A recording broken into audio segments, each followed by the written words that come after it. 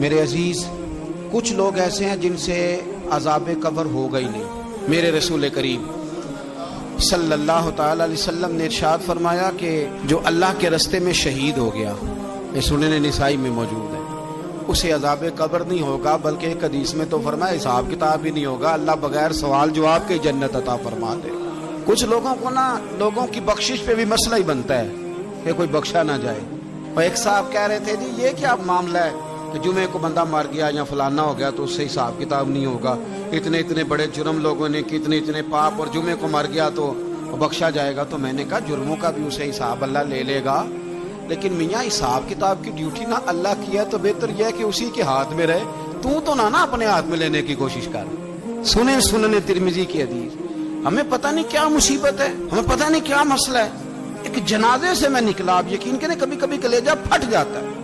میں ایک جنازے سے نکلا تو میرے ساتھ ایک بندہ جنازہ پڑھ کے نکلا تو کہنے لگا جی پیر صاحب دیکھیں آج کتنی دنیا آئی ہے، حالانکہ یہ بندہ اس طرح کا تھا، اس طرح کا تھا، اس طرح کا تھا۔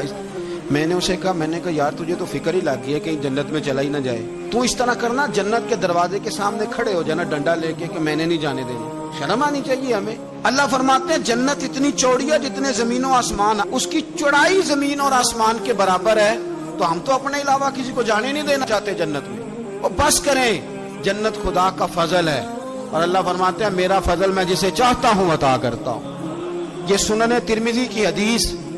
اور اس کے راوی حضرت عبداللہ ابن عمر رضی اللہ تعالیٰ عنہ، نبی پاک علیہ السلام نے فرمایا جو مسلمان جمعے کے دن یا جمعے کی رات کو فوت ہو، اس کو اللہ تعالیٰ قبر کی آزمائش سے محفوظ رکھتا ہے۔ جو جمعے کی رات فوت ہو جائے یا جمعے والے، یعنی جمعے رات اور جمعے کی درمیانی رات چلا جائے یا جمعے والے، تو اللہ اسے عذاب قبر سے، تو میرے عزیز جو بندہ شہید ہو اس سے عذاب قبر نہیں ہوتا، جو آدمی جمعے کے دن یا جمعے کی رات چلا جائے اسے بھی عذاب قبر نہیں ہوتا۔ اور میرے رسول کریم صلی اللہ تعالی علیہ وسلم نے فرمایا جو بندہ ایک دن اور ایک رات، یہ حدیث صحیح مسلم میں، سنن ترمذی میں، مصنف عبدالرزاق میں موجود ہے،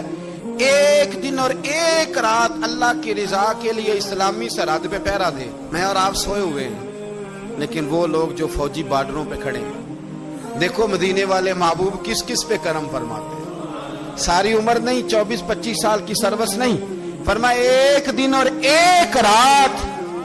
اللہ کی رضا کے لیے جو اسلامی سرحد پر پہرا دے، مسلمانوں کو کافروں سے بچائے،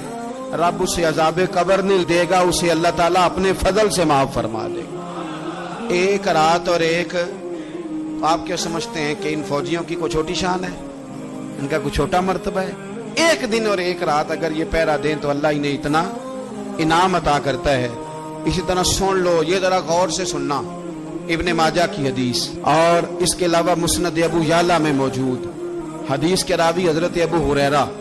رضی اللہ تعالی عنہ، حضور صلی اللہ تعالی علیہ وسلم نے فرمایا جو شخص بیماری سے فوت ہوا، قربان جاؤں میرے محبوب نے بیماری کا نام ہی نہیں لیا، فرمایا کوئی بھی بیماری ہو، فرمایا جو آدمی بیماری سے فوت ہوا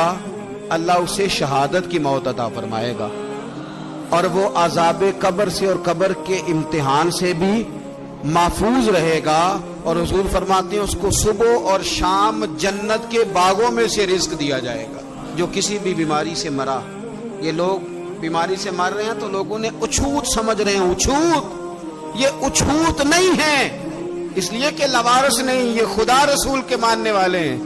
تم انہیں اچھوت کہہ رہے ہو اور مدینے والے رسول انہیں شہید فرما رہے ہیں۔ حضور نے فرمایا جو بیماری سے مرے شہید ہے، وہ قبر کے عذاب سے محفوظ رہے گا اور جنت کے باغوں میں سے اللہ رزق دے گا۔ لوگ کہتے ہیں دیکھو جی بڑا تانگ ہو کے دنیا سے گیا ہے، تو اس بندے کو بھی عذاب قبر نہیں ہوتا۔ اسی طرح جو بندہ سورہ ملک پڑھتا ہے، سنن ترمذی میں حضرت ابن عباس سے روایت ہے کہ حضور صلی اللہ علیہ وسلم کے ایک صحابی نے ایک جگہ خیمہ لگایا تو وہاں سورہ ملک پڑھنے کی آواز آتی، کوئی بندہ پڑھنے والا نظر نہیں آتا تھا۔ جب حضور کی بارگاہ میں عرض کیا تو فرمایا وہاں قبر تھی اور قبر کے اندر بیٹھ کے میرا صحابی سورہ ملک کی تلاوت کر رہا تھا۔ اگر ہمیں خسرہ نمبر یاد ہو جاتا ہے نا اپنی جگہ کا، اور ہمیں پتہ ہوتا ہے کہ میرے والا حصہ کتنے کروڑ کا ہے، اگر ساری کہانیاں ہمیں یاد ہوتی ہیں تو سورہ ملک بھی ہمیں یاد ہو سکتی ہے۔ موبائل پہ اس کو ریکارڈ کر لیں، پھر اس کو سنیں، کبھی بھی سورہ ملک میں، اور ہمارے سلسلہ عالیہ میں تو سورہ ملک وظیفہ ہے، ہمارے الوظیفۃ الکریمہ میں اعلیٰ حضرت نے لکھا ہے کہ رات کو سورہ ملک اور سورہ یاسین کے بغیر سونا نہیں۔ سورہ ملک اتنی شاندار سورت ہے کہ نبی پاک صلی اللہ علیہ وسلم نے فرمایا یہ قیامت کے دن اللہ کی بارگاہ میں ناز سے جھگڑا کرے گی اور کہے گی اے اللہ، یہاں تو میرے پڑھنے والے کو جنت عطا فرما یا مجھے قرآن پاک سے علیحدہ کر دے۔ تو رب کریم پھر اپنے فضل سے پڑھنے والے کو جنت عطا کرے گا۔